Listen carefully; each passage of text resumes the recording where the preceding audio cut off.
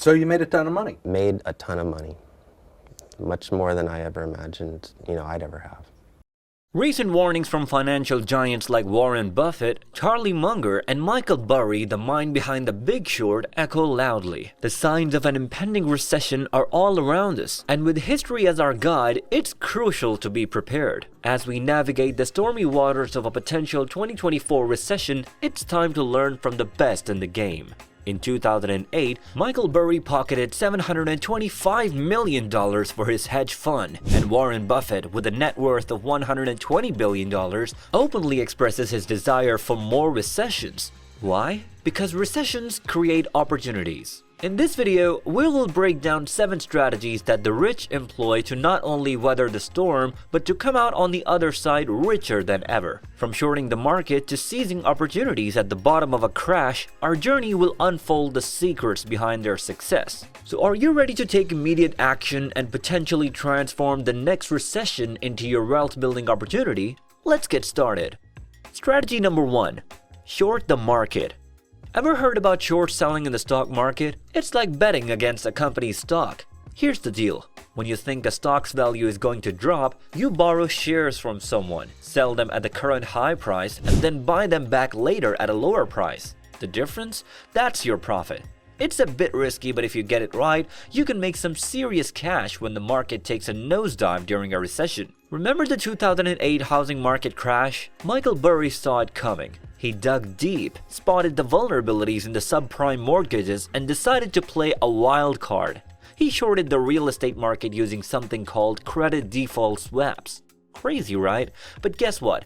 When the housing bubble burst, Burry made over $700 million for his hedge fund and bagged a cool $100 million for himself. He turned a crisis into a fortune by betting against the market when everyone else was holding on to their stocks.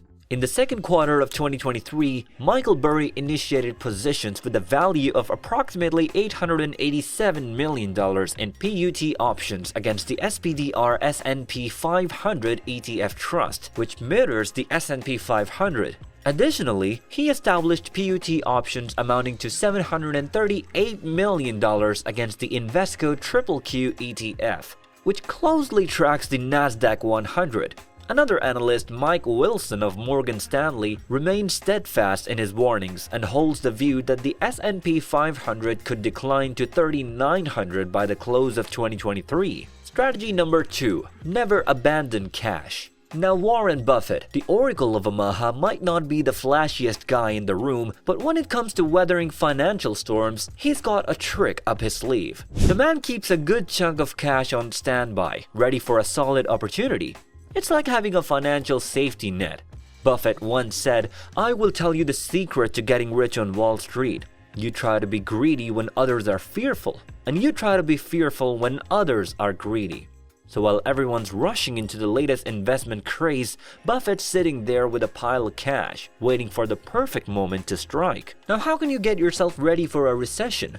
Start by rethinking those daily expenses. Even the small stuff, that extra cup of coffee or those trendy sneakers, they add up. And with prices soaring due to inflation, every dollar you save becomes a lifeline. Take a page from Buffett's book, cut down on unnecessary spending, build up that cash reserve. When the storm hits, having cash in your corner can make a world of difference.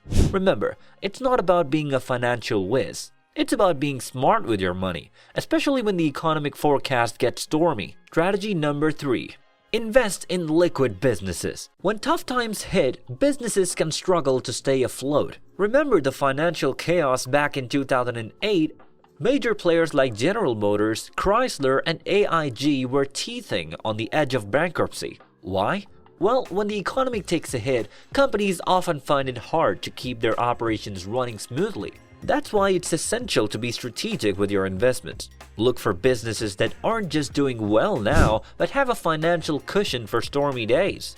Companies like Apple and Microsoft keep hefty cash reserves, like a financial safety net. It's like having spare change in your pocket when things get rough. They're prepared for the worst, which makes them a smart investment choice during a recession. Now, let's break it down a bit. When you're considering where to invest, take a peek at a company's financial reports, especially the balance sheet. You want to see if they've got enough cash to weather the storm. Because let's face it, when times get rough, businesses without the financial cushion might find themselves in a tight spot. So think of it as a wise investment move. Pick businesses that are not just surviving but thriving, even when the economic winds are blowing. Strategy number 4. Don't cash out. Now when the market takes a dip, it's easy to feel the pressure and think, oh no, the sky is falling, better sell everything. But hold your horses, my friend. History has shown us that patience is the name of the game. Think about it. The stock market has weathered the Great Depression, world wars, and multiple recessions. It's like that reliable friend who's been through it all and still stands strong. So when the world seems uncertain and your investments are doing the limbo, remember the lesson from the veterans. Don't panic and cash out. In a bear market, it's all about riding the storm. Sure, it might seem like the end of the world, but it's not. We're talking about temporary downturns, not a financial apocalypse. Look at those who held on during past crises. They didn't just survive, they thrived when the market bounced back. So resist the urge to hit that panic button. Strategy number 5. Take recession as an opportunity. Now picture this. Back in 2008, while the world was scrambling in the chaos of the financial downturn, some savvy entrepreneurs were putting their game face on. Take WhatsApp for instance. It kicked off right in the heart of the economic crisis and later got a golden ticket from Facebook for a whopping $19 billion. Uber too started its engines during the storm and is now cruising at nearly $50 billion. And don't even get me started on Bitcoin, born in the midst of the 2008 financial crisis, now paving the way for a whole new era of digital currency millionaires. So in the 2024 recession, don't just see it as a problem. See it as a playground for your next big idea. Now let's talk career moves. When times get tough, the tough get going. In the last crisis, folks who stepped up at work didn't just weather the storm, they sailed right into promotions. So whether you're dreaming of starting the next big thing or climbing the corporate ladder, the 2024 recession might just be your golden ticket. Strategy number 6. Don't go into debt. You see, when tough times hit, interest rates tend to rise, making borrowing money more expensive. It's like when everyone's already feeling the pinch, and suddenly the cost of borrowing becomes even more burdensome. Imagine paying higher interest rates on your loans or credit cards when you're already trying to weather a financial storm. That's the situation a lot of people find themselves in during recessions, and it can be a real struggle to keep up with those added costs. Now here's the thing about debt during tough times. It tends to deepen financial woes. For many folks, especially those on the lower end of the wealth spectrum, a recession means tighter budgets and potential job losses. So if you're already struggling to make ends meet and then have to contend with higher interest rates on existing debts, it can quickly spiral into a cycle of financial stress. Meanwhile, the wealthy with their surplus cash can take advantage of the situation. They're not worrying about borrowing, they're actually using that extra cash to jump on investment opportunities that often emerge during economic downturns, further widening the wealth gap. Strategy number 7. Consider precious metals. You see, when things get shaky in the financial world, investing in stuff like gold and silver starts to look pretty appealing.